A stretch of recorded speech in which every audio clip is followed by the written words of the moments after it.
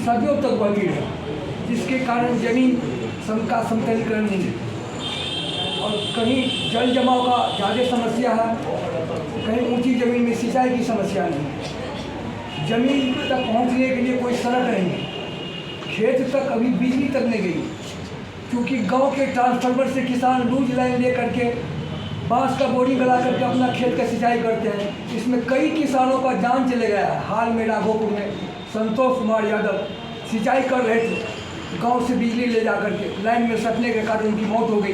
3 बच्चे और बीवी को छोड़कर चले गए, उनका जीवन परिवार का अंधकारमय हो गया। किसानों की सबसे बड़ी समस्या है, किसान जो खेत में खाद डालते हैं, सिर्फ आधार कार्ड पर खाद देने का नियम है। यहाँ नेपाल बगल में है, अब यहाँ के लोगों के पास गरीबी काफ़ी है, वो आधार कार्ड पर DAP, पोटास, यूरिया खरीद करके, यूरिया खास करके लाइन लगा करके खरीद लेता है और नेपाल भेज देता है, या उसी किसान के साथ 800-900 में बेचता है। सरकार को उसके लिए चाहिए कम से कम किसान के लिए, जब आपके लिए खाद का लाइसेंस देकर सरकारी दुकान खोले हुए हैं, तो किसान के पास एक पासबुक होना चाहिए। वैज्ञानिक द्वारा अनुशंसित मात्रा पर 1 एकड़ में कितना खाद लगना चाहिए उस किसान को मिले। इस आधार पर हर खेत को खाद मिलेगा। अगर हर खेत को खाद मिलेगा तो कम लागत में मिलेगा खाद, खेती में लागत कम होगा। यहाँ में खेती में लागत अधिक होने के कारण, ट्रैक्टर से खेती करने से, दूर से पानी लाने के कारण किसान के पास पैसा रह नहीं पाता है। अगर उनके पास अगर पैसा नहीं रहेगा, अपने बच्चों को पढ़ाएंगे कैसे? उसका बच्चा सरकारी स्कूल में पढ़ करके सिर्फ फैक्ट्री का मजदूर बन जाता है, उसके पास उच्च शिक्षा नहीं मिल पाता है, इसलिए उसको रोजगार कहाँ मिलेगा? उसे रोजगार देने के लिए सबसे पहले उनको पढ़ाई के लिए किसानों को आर्थिक रूप से मजबूत करना पड़ेगा, मजदूरों को आर्थिक रूप से मजबूत करना पड़ेगा, ताकि हो जाए। किसान अपने खेत में हर माह खेती नहीं कर पाते हैं, क्योंकि जल जमाव का समस्या, वहाँ धान का फसल नहीं हो पाता है।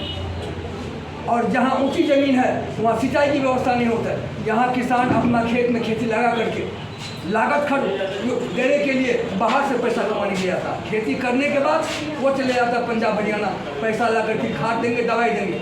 तब तक अगर उनके खेत में कोई रोग लग जाता है तो वो आ नहीं पाता, उसका फसल जो बर्बाद हो जाता है। जब बर्बाद हो जाएगा, उसके पास पैसा नहीं रहता, अपने बच्चों को पढ़ा नहीं पाता।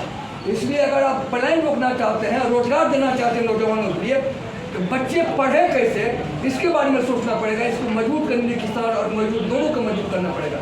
सबसे बड़ी व्यवस्था यह सिंचाई प्रणाली है। नहर का कोसी कमांड एरिया घोषित कर दिया, किस आधार पर? जैसे सोन नदी में है, वहाँ का जमीन समतल है और यहाँ का जमीन उबड़ खाबड़ है, समतलीकरण नहीं है। लेकिन यहाँ से किसानों से जबरन 2 किलोमीटर नहर से पूर्व पश्चिम उनका सिंचाई का पैसा लिया जाता है, सिंचाई शुल्क लिया जाता है, और खेत तक पहुँचने के लिए BC चैनल जो बना हुआ है नाला, वो आज से 30 वर्ष के बाद सफाई तक नहीं हुआ है। आउटलेट इनलेट जो है खराब हालत में है।